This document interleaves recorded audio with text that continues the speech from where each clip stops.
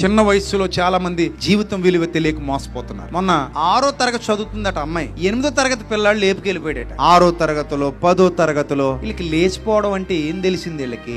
ఆ వయసులో శరీరాల కోరికలేంటి, అసలు ఆ వయసులో లవర్లేంటి?